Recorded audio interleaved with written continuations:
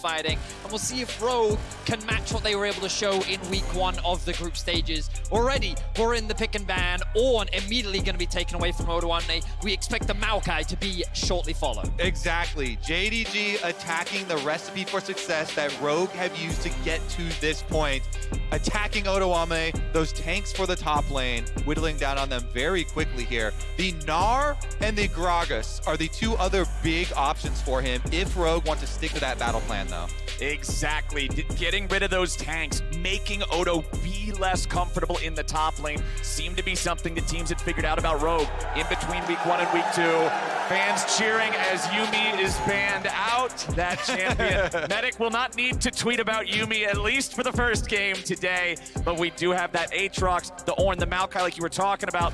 Caitlyn also been a top priority for a lot of teams throughout this tournament, showing up at the ban phase a lot. Banned out here as the last one in the first phase for JDG. I feel like Silas may very well be, and as I say, it immediately gets locked in. I think removing that from Yagao makes a lot of sense. Now, Azir being up and available, of course, you do run the risk of handing this over to Yagao. Rogue have to have known and be prepared for this, because not only is it giving it to Yagao, it's also taking it away from Larssen, one of his most comfortable champions. The question is, what will his answer to the champion be? Yeah, and just one of the most popular for the tournament overall. One thing they could be thinking for JDG is that they'll let the Azir go through and counter it with an Akali pick from Yagao. One of the counters is still up there for him to pick. They could also go with Victor to match scaling. That is not looking for the kill counter, though. All right, well, we've got that Azir locked in for Rogue, locked in for Larssen here. The other pick in the first round of the draft for Rogue here is the Lucian. 71% win rate on this champion world so far. And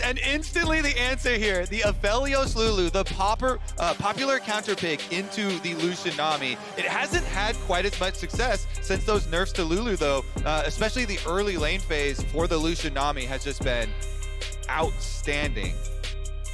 But it seems that JDG have come in very prepared. They know exactly what Rogue was going to do, and they've secured a first half of the draft that they seem very comfortable with, giving Kanavi something that gives him a lot of agency, a little bit more scaling, and a lot more threat later into the game. We now just need to see a little bit more initiation and utility to come from this team, because remember, they've removed both Ornn and Maokai, and in a draft like this, you would expect 369 to be bringing those engaged tools to give JDG the options to start fights. And you have to start thinking about Malrung champion pool as well. You expect, since no jungle was picked up for Rogue, you know, something like the Jarvan does find its way here. Malrung has simply been too impactful with this champion on these early ganks, and there it is, kind of the no-brainer for JDG. Exactly. Get rid of one of those engagers, get rid of one of those playmakers. Victor banned away. That was one of the champions you suggested, talking about if you want to scale next to him. Well, you're not going to be able to do that this time around. Will Rogue also ban out the Akali, the other champion that was suggested as an answer here into giving away the Azir? They could let it through because Yagao only has 2 lifetime games on Akali.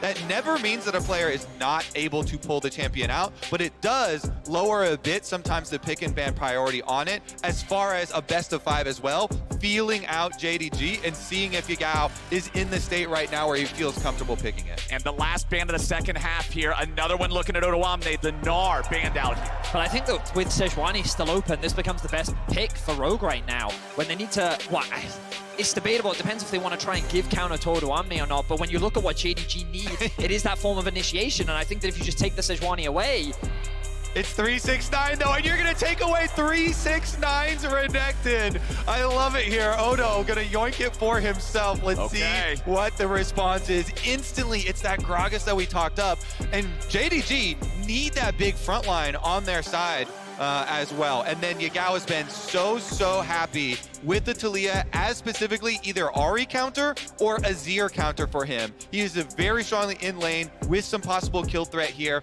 as well as roaming around to set up the side lanes.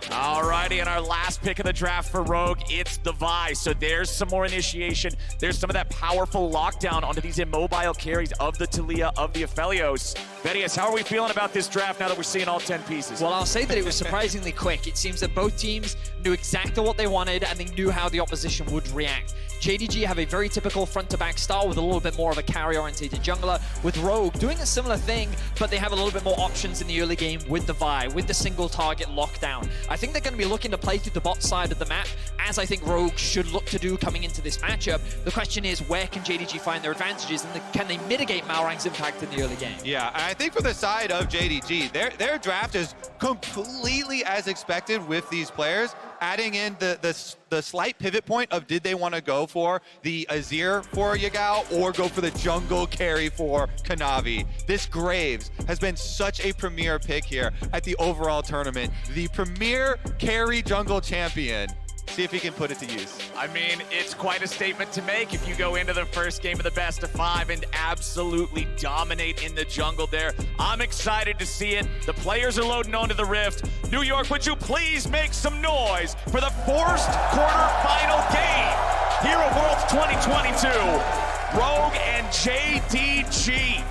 A best of 5 you saw in the fan vote. There was a lot of faith in Rogue, almost as much as there was in JDG, but it was pretty close. It's a lot closer than what I saw on the Pick'em site, which heavily favored the Chinese representatives. Now, the all-time head-to-head in best of 5s between the LPL and the LEC is 8-4 in favor of the LPL. While Europe have been able to upset here and there historically, LPL has always had Europe's number, but now we get to see the LPL's #1 seed against the LEC's #1 seed, the best of the best from both regions. Let's see what both teams can bring. Champions versus champions right here. LPL versus EU. And the crowd going wild. Early some vision down here on bottom side, trying to get vision both of the brush as well as possible early alert for a late invade. There is a sweeper already started for Kanavi on the Graves, so maybe you get a late invade towards top side of the map as well. Ping's coming out already. And I like this on a champion like Graves, who is such an adept duelist in the early game, being able to come out on top in a lot of these skirmish situations. And there it is, JDG with a late invade. Odoamne will see them there, but won't do anything about it. I love doing this for Graves jungle, especially when you do have the matchup on the other side of the map like that 2 split. Meaning, Malrang also always does this control ward start, whether it is Jarvan or the Vi here, placing the extra vision through a little pixel brush on bottom side to allow for some of those ganks towards the bottom side river. See Larson already looking to get the push in the mid lane. He has dropped that little ward to keep an eye on what Kanavi is up to. We'll see how Malrang adapts his pathing. He will spot out the Graves doing the Raptors. You would expect Malrang to go from blue and then move towards the bot side of Kanavi's jungle. The problem he has no push in the bot lane. He may be able to usurp that with the fact that Larson has the push in mids, but Kanavi's going to come through and help alleviate some of that pressure. Yeah, it's just so nicely done here from JDG, setting up for jungle success. They showed early priority on the Graves champion, and now with this counter jungle splitting through the other side, you take away so much area that Malrang has to work with here. He's going to get his level 3 on his Vi off of purely this blue quadrant of the jungle, but now it gets difficult for him because he's kind of forced into making a gank or going all the way up towards countering the blue quadrant there of Kanavi.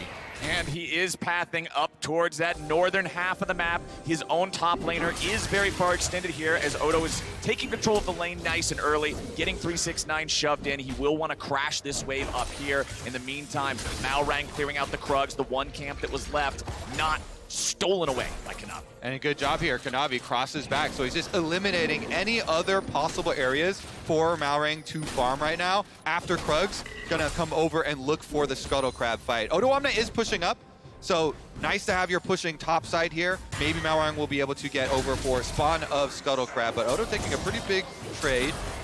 Really good trade from Odoamne. But 369 is going to be looking for it. He doesn't know that the Vi's here, though. 369, you'd think he would have saw it right there in the brush, but no! The damage comes out. 369 with 100 HP, still trying to get away from this one. He'll survive. And now Kanavi's made his way into the top side. River is a flash coming out. Oh! There won't be a kill just yet. 1 for 1 here are the top laners as Kanavi versus Malrang now turns into a duel. It's a level advantage here for Kanavi. Malrang getting himself back into the brush, charging up the Vault Breaker. Kanavi doesn't want to give him an easy target. Teleports, bringing both top laners back into the fight, back into the mix. Odo shows up and protects Malrang's exit. Ooh, it is, in the end, first blood for Rogue. They get the kill first there for Odo, and with the lane pushing back towards him, immediate teleport right back out. He's going to be in a pretty good state as soon as he's able to equalize that wave. Meanwhile, Malrang did use Flash there on the Vi, and teleporting back. The only problem is there is exact timer for Kanavi on these Raptors, so Kanavi should be able to get second steal on the Raptor camp from Malrang as well. Continue to counter jungle it, and there he goes right for it as well. That's going to be number 2 taken off. Kanavi's whole pathing this early game has been immaculate. The fact that he started red into Raptors, moved into his bot side Raptors to cover for the potential invade into his red buff. He then pathed up towards his blue, saying the other option that Malrang has, if he doesn't come into the bot side, he could try and cross map top side. He covered for that as well. And then he was in a position to cover for the early gank as well, and ends up trading 1-for-1. So overall, really smart pathing, and he's a large part of why they were able to get something off the back of this. Now you can see Odo Omni, what looks like a bad trade initially, in 369 sees a window. He knows the Renekton cooldowns are very high early on. Malrang at the last second though shows up and is able to come in for the counter gank. But at this point, they're not quite close enough to get the kill. It's the moment that 369 comes back into the lane that Odo Omni sees his window. And Odo knows there's no flash on 369, so he goes right for it. Flash hits the stun, slice and dice in. Even though he has to take the tower shot, does get the first blood bonus. Then in the aftermath, Kanavi obviously pushing that wave as well, and Odo teleporting back. So look at this. You have to take into account not just the first blood, but also the CS afterwards with that big pushing wave. Quite nice for the Renekton in the 1-versus-1. So while Malrang has sustained a bit of a deficit in the jungle, and that's just a single small Raptor that he clears out there because it was counter jungle, Kanavi leaving one behind, it does mean that Odo is set up for success. The awkward thing for Malrang, though, is his whole pathing has kind of been messed up now in terms of this early game. He's still able to help out his top lane and get a bit of an advantage, and I think that was really important, especially in the Odo versus 369 matchup. But when you look at this Lucian army, this is the lane that you typically want to try and enable. The only plan here I can see for Rogue is as we get closer to the 8-minute mark with the Renekton being stronger, Rogue is looking to try and contest that first Herald, and then they bring it down towards the bot side of the map to then involve this Lucian army more into the game. And it's nice that we're seeing as well the reason why we keep talking about, whoa, Odo getting quite low here with ult. We got a little bit of a scuffle. Odo goes into ulti. Kanavi's coming up through the brush. Rogue have their jungler nearby. Malrang is undetected for now. Kanavi throwing a bunch of damage straight into the brush there. Dashes forward, puts a bullet in his back. Malrang has to run, and JDG just get the better of him. Kanavi once again in the perfect position on the map. Level 6 for the Graves, 50 CS now at just short of 7 minutes. This man has been leveraging his early priority perfectly and has been putting on a jungle masterclass within the first 7 minutes of the game. And every jungler knows this feeling. It is so nice to be this ahead on Graves. Getting to your early serrated Dirk, a massive power spike there. He's going for the red steal, and Odo Omni wants to protect it one for his jungler. Malrang coming in too, but they won't be able to close that distance. Kobe, I like how you're saying every jungler knows this feeling, talking about being ahead. I think everybody knows what it feels like playing against fed Graves, and it is not a good time. Kanavi taking over the early game here and forcing out a flash in the mid lane from Lars. Meanwhile, we have seen why this Aphelios plus Lulu has been kind of the popular answer into the Lucian Nami early on. Hope and Missing doing an absolutely amazing job down there on the bottom side. Since there was so much jungle attention focused towards the top side of the map, they were left completely alone in the 2v2 and have been able to utilize that extra early power there to be able to get a nice little bit of a CS lead for themselves. Off of the early recalls, though, see if it starts to turn back around. It's so impressive to see how Kanavi plays around where he has pressure on the map. And as you rightly said, Kobe, this bot lane just keeps leveraging their range. The early range advantage that they have means that they can just keep pushing, and they don't have to worry about the enemy jungle because of what Kanavi is doing on the map. It's this great relationship between jungler and laners that's basically giving JDG a lot of options, and you can see now they've been able to accrue a small early game gold advantage, and a lot of that is sitting on Kanavi, who's now level 7. And it's a perfect timing for Kanavi to recall after that blue buff steal. Once you get this power spike of the Umbral Glaive, you have so much vision control as well as burst potential here for Kanavi. So level 7 with the Umbral Glaive, the first completed item in the entire game. And of course the zombie wards, you get to take away and make the map completely dark for Rogue while putting up your own. And that vision control scales with your lead because all of a sudden you walk into a brush that you don't have control over. That Graves can threaten 100-0 against you if you're not ready for it. We'll see how he's able to utilize that and keep this tempo going here. As Larsson's got control over the mid lane, you can see that is one of the bigger CS advantages that Rogue have found for themselves. Just about 9 minutes into the game, Herald is up. Kanavi's here in the top side river again, but there is vision of this pit. Rogue does have the ward there in the back. Kanavi's gonna find it. And they're going for this off of the support recall timer. You see the roam here from Lulu. Missing goes straight out through mid lane, roams over to support this play on Herald. I think Rogue gonna make the correct call here, give that up and play towards the bottom side instead. Ooh, nice little bit of a juggle there from 369, knocking Odoamne back into him away from the turret. 369 not afraid to aggressively use these ultimates just to trade, get some advantages here in the lane. Kanavi's gonna secure the Eye of the Herald there for the side of JDG, as Rogue has Malrang and Trimby working together to take down the first Drake of the game. Not an exceptionally quick one, not an exceptionally slow one, but it will be that first Cloud Drake here for the side of Rogue. Missing will see them take it with the ward over the wall into the pit, but that's about it. So objectives traded across the map here with those first two neutrals.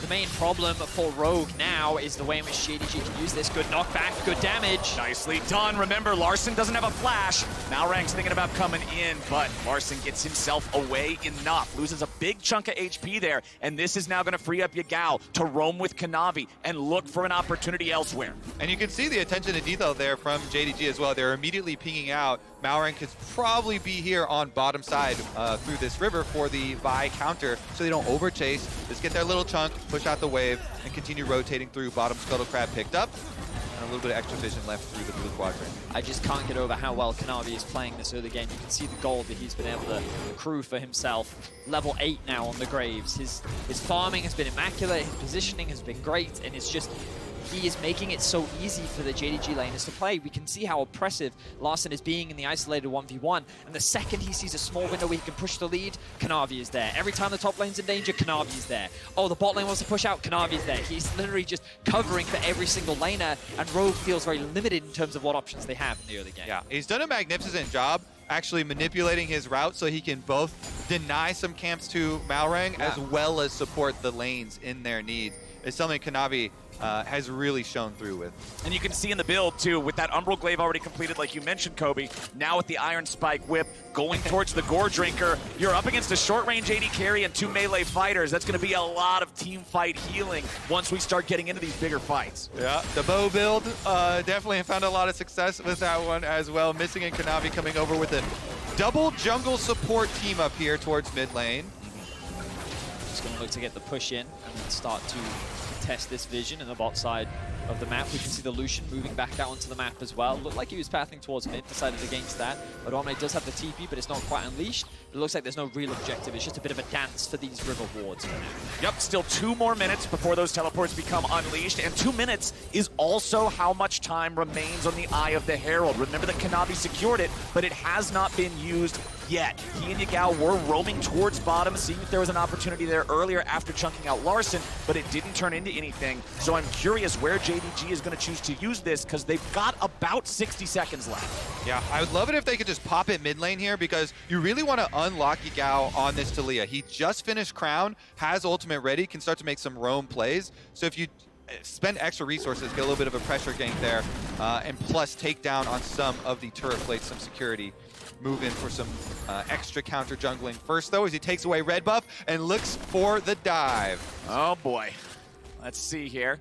Now that they've given up their information, though, knowing there's a ward in here that is scouted out for Rogue, there's probably going to be a cover, assuming they are for Kanavi, so immediately moves off, and on their own controller behind red buff, they do see the support coming from Rogue, so they don't overextend. For now, Rogue just going to play on the defensive once again. I imagine the next big point of contention will be the dragon spawning in about a minute and a half. Let's see where this Herald ends up going. Kanavi making a beeline towards the bot side of the map. You can see they have the push. Trading continues in the top lane, but I really don't expect either top laner to be able to kill each other. Oh, we're actually going to drop the Herald mid. This was something you were talking about, Kobe. Odoamne starting to get much lower. But I imagine he'll just go back to base, does have the TP to return to lane. Yeah, 369 having the Mythic completed with that Iceborne Gauntlet is so scary compared to Odo still just working with components. That's going to be a kill! A Nice shove from Yagao, sets it up for Kanavi to knock it And down. the surprise Pikachu face comes up here from missing there with Yagao just getting a pick for free under tower while they're sieging. They just walk away with it. Hope though. Hope a little bit far forward now in a 1v2. He will fall, and Rogue will find the kill for Comp. What a bold move here from Malrang. That timing window was very close. Malrang says, hey, they're taking my blue right now because we lost mid-pressure. We have a small timing window, maybe 10 seconds to go for this kill onto Hope while he's by himself. He does not hesitate for Rogue there. Ultimate in on the Vi. Nice little pickup in a bad situation. So we're 14 minutes in now. We were talking about this being a big moment, like the Drake is going to spawn soon. Turret plates on your screen, 800 golden plates for JDG versus absolutely no plates taken for Rogue. The laning phase going the way of the LPL squad. Let's take another look at how Yagao found this, because wham bam. Yeah, the Herald charge moves Trimby out a little bit, and then he walks a little bit forward there. Yagao, right with the seismic shove, insta-kills, but this is that little timing window we're talking about. Yeah, you called it perfectly, Kobe, because I was just about to comment on how JDG are going to get so much off the back of this play. Their eyes were set on securing that bot tower as well, and if it weren't for that play from Malrang, this whole situation could have looked a lot worse. JDG now starting off the Drake, choosing not to go for it. Trimby has managed to sneak into the brush. Oh, Trimby's ready to go with the ulti coming out, and once again, there's no hope for Hope. Comp gets another. So, Rogue are finally able to get a little bit more action out onto the map. Malrang is finding opportunities as we see more fighting in the top lane. Top lane just never ends up here. Odo trying to scrap with him a little bit, but 369 is unafraid. And that should be a bottom side objective start for Rogue as well. Really nice call. In the first gank, Malrang, he burns both summoners off of Hope, and now they're thinking immediately, punish this AD carry. No summoner spells on Hope. So Trimby swims his way into the side brush, and Rogue capitalize on it and earn themselves an objective back. That's 2 dragons actually stacking very quickly. And Pedius, I do believe it was you who said you wanted to see Rogue play through the bot lane, right? You wanted to see them go here and prioritize these guys, enable these guys. Comp having 2 kills, having the Gale Force feels nice. Trimby with a nice sidestep against the seismic shove. Make sure that he doesn't get picked off by Yagao. He and Malrang invading the enemy jungle now, setting up JDG for more success here in the bottom lane, setting up Rogue for more success here in the bottom lane, as JDG are the ones taking the second Herald here in the top side. Yeah, it's a weird map state right now as Yagao forced to flash out. Yeah. Malrang should be getting his first red buff of the game as Odoamne finds himself in some danger. Yeah, 369 keeping him away from his own turret here, just allowing that to devour the entire minion wave. He's got missing right next to him to guarantee that Odo can't just force himself back underneath this objective. And now that Kanavi's up here, he's got the second Herald. JDG's going for the cross map. But look at bot lane. Malrang has the ultimate and he knows that Yagao is around. With no flash available, Rogue could continue to push in this bot side of the map. There are pings on the mid lane tower. Here comes the ult. Okay, it's not going to find a whole lot. There goes the ult. That was swing and a miss. Honestly, though, Yagao respected that play so much. That's why he flashed over the red buff wall. As soon as he saw Malrang on his screen, he was like, that R button, I'd better not touch me or I'm going to die. So flash down from the earlier jungle invade, it was why he was respecting it so much. And Rogue did a good job to try and leverage it, get as much out of it as they could. And we spent a lot of the early game praising Kanavi for his pathing, for his decision-making, for the way he was playing the game. But Malrang has come alive now, making some good choices of his own, utilizing the threat and the power of this targeted ultimate against these immobile carries. Yagao's trying to get out. No flash, no way. There comes the Vi ulti. There goes the mid laner. There's Larson getting the kill. It's a situation where Rogue is finding a number of picks, but JDG is cross-mapping well. They have pressure in the mid lane right now. Odoamne is making his way down, and he's looking to make a play on mid. They see him, though. They see him. Oh, Kanavi's going to eat a lot of the culling there, using ulti to get some distance. Odo won't be able to collapse in time, so JDG get out, but they will not claim the second turret. Yeah, and look at all these wards. It's all these wards that give JDG the early alert here through the jungle. And they're going to go for another red buff steal. Kanavi will not stop. Kanavi going in and securing that red gets him to level up to 12. Odoamne, the blast cone nearly seals his fate, but Tom's ready to go in. Missing in hope, trying to walk away from it as Kanavi is going to be shut down by Trimby. Cobb still ready to go, but he misses the piercing light on a missing. Rogue still looking to take the fight a little bit further, but JDG are making distance. You can see Malrank coming up through the river, seeing if there's an angle to cut these guys off. Tier 1 turret still standing. Vault Breaker being charged. Malrank not gonna find a whole lot off of it here just yet. Trimby is going aggressive as there he goes. 369 picks him up as Hope and Missing are stuck in the side brush. Hope with a nice flash. Now Larson's here in a 1v2. Missing goes down and Larson goes over the wall. He's safe and he got paid to do it. What a chase! This is madness! Rogue over 3 walls, and now they might be trapped. Yagal looking for it. We're not done yet. Yagal's ready to finally join up in the fight. Malrang still has the ultimate. Keep that one in mind. 369's gonna lead the way. Malrang just backing inside the brush. He is a secret agent behind enemy lines. That was actually so big for Rogue, though. They've almost evened up the gold, and they're still ahead the 2 dragons. These picks for Rogue have been paying off. I'm so confused as to what I just watched, gentlemen.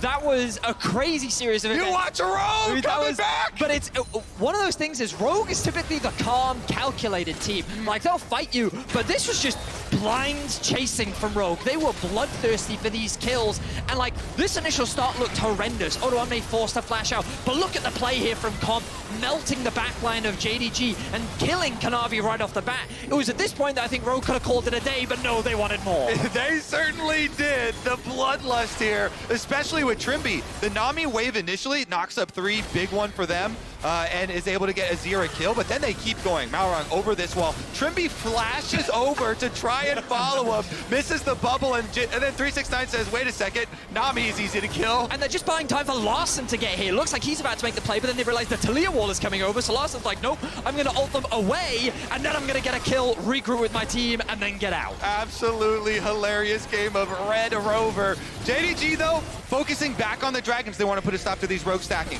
Exactly. Rogue may have caught up in the gold, but it's JDG having to catch up here in the Drakes. Kanavi should secure this one here with a smite, but the wave's coming in.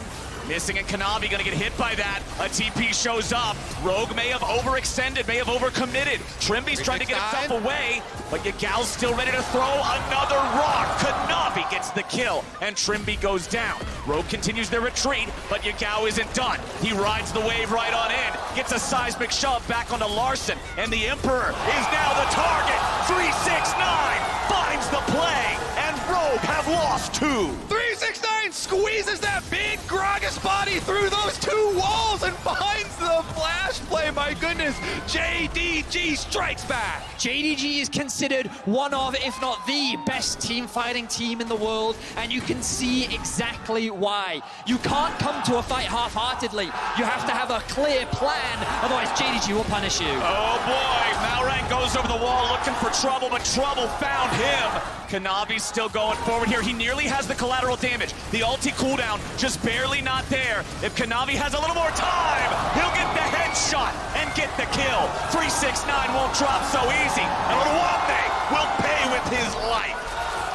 Kanavi asserting his jungle dominance with the 2-level lead here. The Graves is so abusive. And Rogue's aggression was very quickly stopped. JDG once again fine position on the map.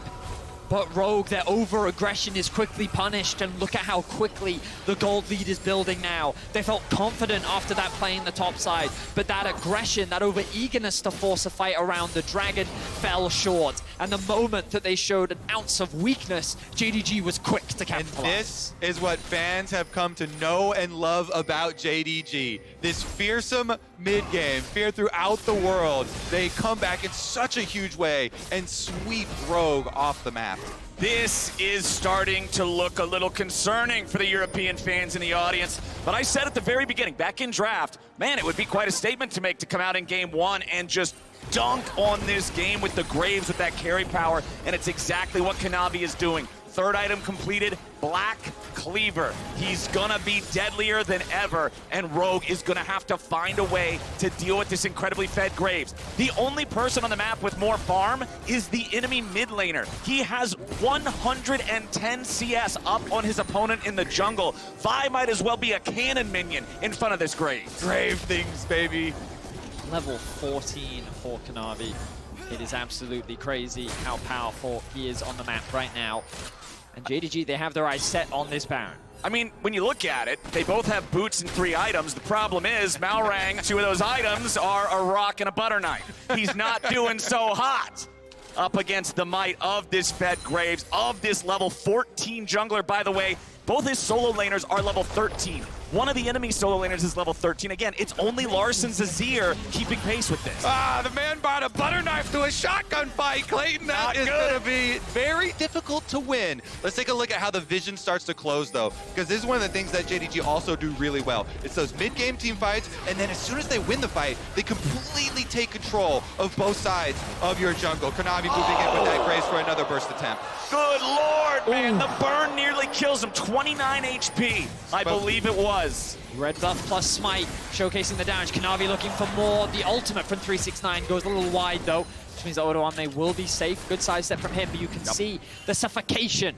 now coming in from JDG. The vision being denied, the control that JDG have over the topside jungle, making it harder and harder for Rogue to approach. But you can see that one little ward near the topside blue of JDG's jungle. The Rogue will have an option to TP in, but I don't think they're going to get anywhere close as JDG continues to assert dominance on the Rift. The map is so dark for Rogue. Every brush you walk into, every corner you turn, Kanavi and JDG may be waiting. So Rogue group up. They push down mid. They know they can't defend their own objectives in these fights, so they're going to trade them with JDG instead and just try to get whatever they can. It is a 4,000 gold lead for JDG right now. Rogue still having the advantage in Drakes, but that's about it. 6 turrets versus 3. That's a lot of damage. And remember, gentlemen, one of those turrets was an inhibitor turret there in the mid lane. As we square up for what might be a team fight here in mid, JDG, they look for the ulti there from 369. They're not going to find the angle, but they get the flash out of the enemy mid. And that is very crucial.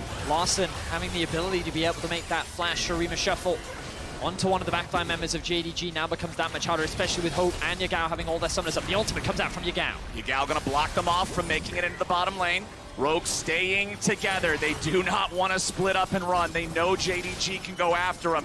But is JDG looking for this second Infernal Drake now? Odoamne gonna be hit by Seismic Shove down to half HP. Comp coming in with the calling over onto the side, but it ain't gonna do a whole lot. Oh, he's into the pit, and he steals the Drake, but at what cost? Odoamne dies, Malrang dies. It's bullets for dinner, and Kanavi and Hope are serving him up hot. 369 is just too tanky, man. This front line refuses to die, and the single target damage from JDG was crucial as well. Yagao stunned into the polymorph from missing, basically made Odoamne obsolete. JDG get 3 kills onto Rogue, and they have a Baron in their eyes. He's taking all right. 1,500 damage shielded by the Fimbulwinter already. 369 and the rest of JDG moving over towards that Baron to claim it as their own. And when the Vi went into the pit, I've got to applaud Malrang for having the smite timing to steal that away, because you saw how fast he died. He knew it was a one-way trip. And you can see that in the choke point, the best option for Rogue is to just hit 369. But look at how much he just soaks up. Comp isn't really able to threaten anything on the backline. And while this still comes through, The butter knife! the rest of JDG are completely fine. Odoamne's low, and look, they just cannot kill him. The heal from Yagao as well comes up clutch. I think that might have been the difference maker to keep him alive. But JDG, they walk away with all 5 members strong, and they may have lost the dragon, but they secured a Baron. Beautiful, beautiful fight again from JDG. Nice smite there from Malrang, though. That little glimpse of hope. You know, you have to dream about winning that Dragon Soul fight, but in order to get there, you have to last another 3.5 minutes against this JDG onslaught. And Kanavi is level 16, highest level in the game. An onslaught powered by a Baron, an onslaught powered by 7,000 gold, and an onslaught that now looks for the last remaining structure outside of the Rogue base. The mid lane tier 3 turret, remember it's already down, so they can keep pushing this wave bottom. If that doesn't work out, boom, Yagal's already ready to go here as Malrang was charging up a vault breaker, but the Talia wall stops it in its tracks. JDG continuing to force the issue, continuing to move forward. Comp having to just completely disengage from Kanavi as Yagal will help him take down that mid lane inhibitor, and now the inhibitor turret in bot side will be the target. JDG are on a mission, and that mission will not be hindered by Rogue. The culling is eaten entirely by 369, and he does not care. Kanavi baiting on Owamne to stick around a little bit too close, takes him down to 1/4 HP. JDG are looking for the throat of the Rogue base. The first Nexus turret will fall. The second Nexus turret is under fire. 369 still at half HP. Rogue gotta find their moment. Rogue gotta try, but Rogue are gonna die. Trimby will fall first, and now Hope is fighting back with a nice long-range ulti. Malrang can't do a thing, and Comp and Owamne are stuck back into the fountain. JDG, they're on the Nexus, and they'll take the win in game 1.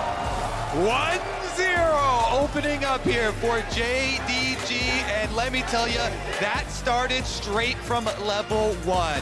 Really nice job coordinating and utilizing the strengths of the Graves on the early jungle invade, taking away possibilities for Malrang to even go for. There were so many incredible things from JDG throughout this game, but you rightly said it. This jungle